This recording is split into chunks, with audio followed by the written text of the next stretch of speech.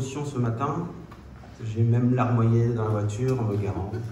Donc je peux vous dire que je vais essayer d'être à la hauteur de la mission et de la confiance et de la considération qui m'a été portée au travers de ce collectif que je salue. Alors effectivement, j'ai 46 ans et je suis opticien, lillois depuis 44 ans, habitant et conseiller de quartier sur l'île Centre, natif d'Algérie, de parents ouvriers et ayant grandi dans le quartier de Moulins à Marcel Bertrand. C'est mon premier engagement politique. Et je n'appartiens à aucun parti, je le précise. Pourquoi? Pourquoi cet engagement? Pourquoi aujourd'hui? Un sentiment qui est né de devoir quelque chose à la société civile. Alors oui, j'ai fait ce pas avec la volonté de ne pas faire de la figuration. Car aujourd'hui, il est plus que nécessaire d'impliquer réellement les quartiers, même si je n'aime pas ce terme. Je suis triste de constater le taux d'absentéisme. Aujourd'hui, il devient plus que nécessaire que les Lilloises et les Lillois s'expriment et choisissent leur devenir. Il est important de ne pas laisser l'abstentionnisme choisir à votre place. Peut-on parler de muselage de la démocratie locale? On parle aujourd'hui d'inclusion. Inclusion sociale, mais parle-t-on aujourd'hui d'inclusion démocratique? Jamais, à aujourd'hui, je n'ai entendu justement cette analyse. Pourquoi je parle de muselage? Je vais vous évoquer deux cas que j'ai vécu.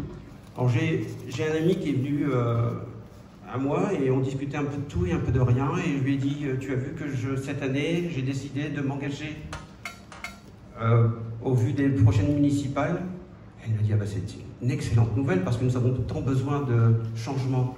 Je dis est-ce que je peux compter sur ton soutien? Nous avons un beau projet. Il m'a dit et je suis resté estomaqué. Je ne peux pas aller.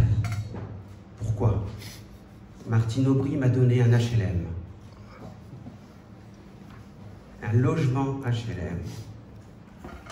CQFD, n'est-ce pas? Je vous laisse l'analyse. Une autre, j'ai des amis qui ont des associations, des clubs. Ils sont venus à moi et au travers de discussions, ils me disent mais nous en avons marre. On veut un changement. On voudrait t'aider mais on ne peut pas. Comment ça vous ne pouvez pas? Si vous ne passez pas, nous n'aurons plus de subventions. Oui, à l'heure d'aujourd'hui, on peut parler de muselage démocratique. Alors, un des éléments majeurs aussi, sur l'île, on pourrait évoquer l'environnement, on pourrait évoquer différents